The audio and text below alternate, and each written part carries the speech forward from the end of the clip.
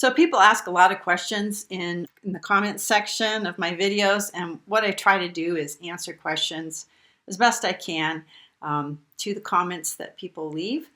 But if something comes up over and over again, then I think probably I need to make a video about that.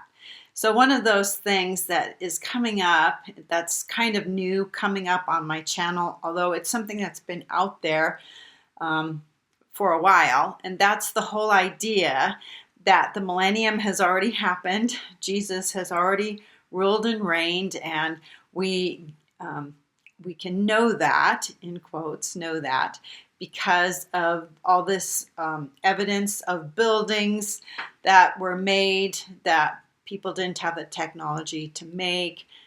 Things like people talk about Tartaria, and there's just a bunch of stuff out there that is unexplainable, and I agree that there's a bunch of lost history or whatever out there, things that we don't know. And I think the powers that be, or the powers that shouldn't be, have been keeping us in the dark about a lot of things, because knowledge is power, and if you control the information and you control what people think and believe, you can guide them down a path of, like cattle, you can guide them to where you want them to go. So the part that's real disturbing to me, though, is how people have taken some of that, stuff that we just don't know where it came from or how it happened, and now say that all of that took place during the millennium, that Jesus has already returned, that he's already set up his rule, that now we're in that little season or that little time period when Satan is released to gather up people and then have that final war, the final battle of Gog and Magog. And people have asked me, so is that true? Are we actually in the little time? Has Jesus already returned? Has he already set up the millennium? And that's why they built all these fancy buildings and stuff, from 100 years ago or so. Well, I'm going to tell you the reasons why Jesus hasn't come back and hasn't set up the millennium. And if people knew prophecy better, if they understood what was going on prior to Jesus setting up his kingdom, and then the kingdom of God actually being set up here on earth where Jesus reigns, people wouldn't believe some of this stuff that they're hearing. So here's the first thing. The first reason why we haven't had the millennium yet, why Jesus hasn't ruled and reigned yet. It hasn't happened, and we're not in a little season. So before Jesus actually sets up his millennial kingdom, he's going to create the environment where he can have 1,000 years of peace, where he can rule and reign for 1,000 years with no wars.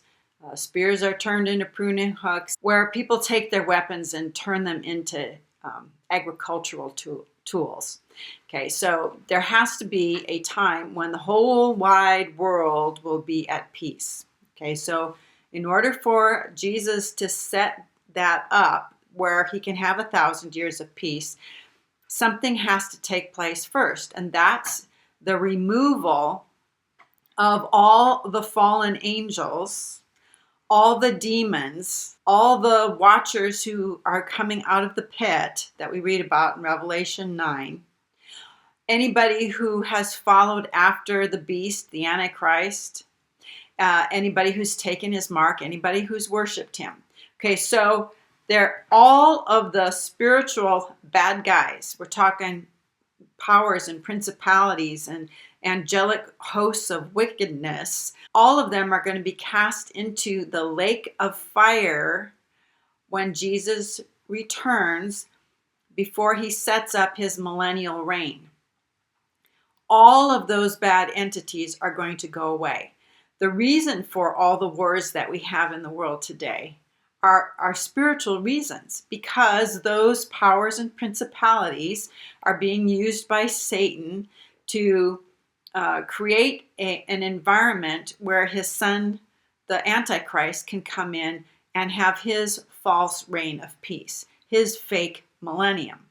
So the very first judgment where entities are put in their eternal destination is when Jesus returns. And it's when the beast and the false prophet, anybody who's sided with them, all the fallen angels who've been cast out of heaven, all of the watchers who've come out of the pit, and all the demons are in the lake of fire. What that means then is only Satan is left to be released at the end of the millennium. Satan will be put in chains in the pit, okay, not the lake of fire. He'll be put in the pit and released after the 1,000 years. But what that means is, if indeed we are in that little time after the millennium, there shouldn't be any demon-possessed people or war. No wars. The only war that's going to take place after the tribulation, second coming of Christ, is the Gog-Magog war when Satan is released. 1,000 years of peace will be on earth. No wars, none. And it's not until Satan is released for that little while, which isn't a very long little while. We may not even be talking about, decades. We may be talking about less than 5 years or 2 years or whatever, small period of time, he will be released. And then he will gather together a following of people, human beings, who will follow him under the leadership of a person referred to as Gog. And Gog just means leader, just means a prince or a leader. So Satan will work through Gog to gather together disgruntled people who do not want to follow Jesus, don't want to be a part of his kingdom.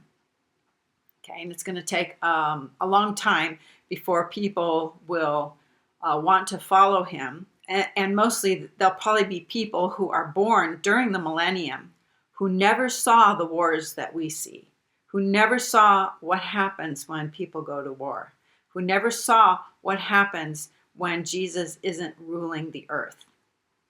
They may want to rebel against him, but they think the option, the satanic option, is going to be better than living under Christ. And remember, Christ is going to rule with a rod of iron, and we as believers are going to be here ruling and reigning with him during the millennium, which brings me to the second point. There are no immortal people wandering around the earth right now.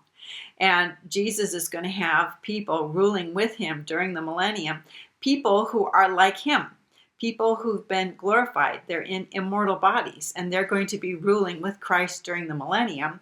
They don't go away when the millennium is over. They never die. They're here with Christ ruling on the earth. So we don't see any immortal people wandering around the earth helping with a Christ rule. We never saw it in the past, and there's no reason why those people would disappear just because Satan has been released. And I'll point this out to you in just a minute, how we know they're still here on earth.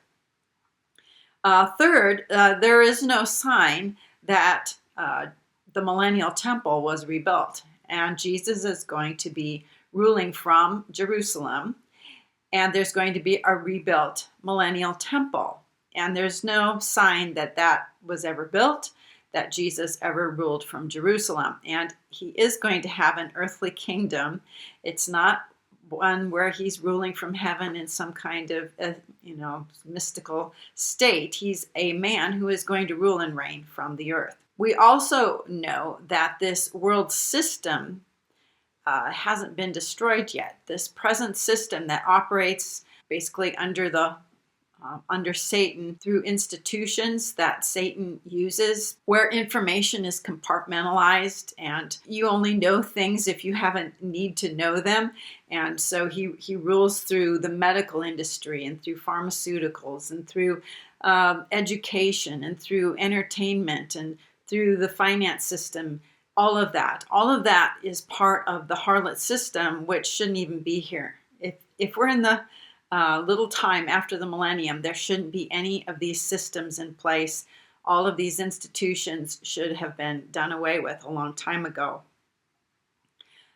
Another reason why we're not in the little while is that during the actual millennium, during the time when Christ is going to rule, according to the Old Testament, People are going to live to be very old. And I'm not talking about immortal people who should be here ruling and reigning with Christ with a rod of iron and aren't going to be leaving. There's going to be mortal people coming out of the tribulation, going into the millennium, and they're going to repopulate the earth, both from Israel and from the nations, and they're going to have children, and their children will have children, and people will live to be very, very old, sort of like pre-flood. People will live to advanced ages, and if someone dies at 100 years old, that's like a child dying, because people are going to live to be very old. Personally, I have never met anybody who is 200 or 300 or 400 years old. And if that were the case, that Christ had been ruling here, we would see people at very advanced ages. And we don't see that. There hasn't been 1,000 years of peace. There hasn't been peace over the whole world for 1,000 years. So those are the main reasons why, and there's more. There's many more reasons why the millennium hasn't taken place yet. But I do want to refer you to the passage that people are referring to here. I probably should have read it in the beginning of this, but it's in Revelation chapter 20. Start with verse 1. Then I saw an angel coming down from heaven, holding in his hand the key to the bottomless pit and a great chain. And he seized the dragon, that ancient serpent who is the devil and Satan, and bound him for 1,000 years, and threw him into the pit, and shut it, and sealed it over him, that he should deceive the nations no more, till the 1,000 years were ended, and after that he must be loosed for a little while. And the reason he's loosed is to deceive the nations. That's the reason why he's loosed. When he's in the pit, he cannot deceive the nations anymore. Okay? And let's skip down to verse 7. And when the 1,000 years are ended, Satan will be loosed from his prison, and he'll come out to deceive the nations, which are at the four corners of the earth, that is, Gog and Magog, to gather them for battle, and their number is like the sand of the sea. So there's going to be a lot of people who come out of the millennium who were subjected to the rule and reign of Christ, who decided they didn't want to be ruled by him anymore. And they're going to be deceived, and they're going to follow this man, Gog, and the nations who, fell for the deception that, Satan gave them. Verse 9, and they marched up over the broad earth and surrounded the camp of the saints and the beloved city. Okay, so we see two places here, the camp of the saints and the beloved city. The beloved city is actually pretty easy to know what that is. That's Jerusalem. Okay, that's the city that Christ is going to be ruling from, and it's the beloved city here. It's the city where Jesus is, where the reign of goodness and peace and joy and love is coming from. It's originating from the beautiful or the beloved city. And there's the camp of the saints.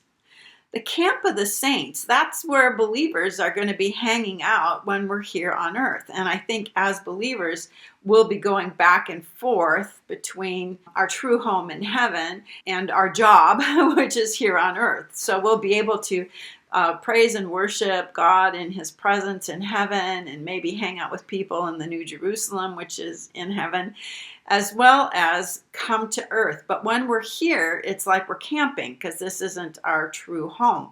But we've got the camp of the saints here. Okay, so personally, I don't see the beloved city or the camp of the saints, which is where believers are going to be hanging out. And then it says, but fire came down from heaven and consumed them, and the devil who had deceived them was thrown into the lake of fire and sulfur, where the beast and the false prophet were, and they will be tormented day and night forever and ever. Okay, so that's how the story ends. Fire comes down from heaven and consumes Gog and the nations, Magog, and it's not like there's even really a battle. It's just over. They surround the city, and then it's over, and Satan gets thrown into the lake of fire. And also, anybody else part of that group that was deceived, the judgment of those people, the ones that were deceived, is in Revelation 21, verse 7. Talks about the people who conquer, that is, the people who don't follow Satan or Gog after Satan is released.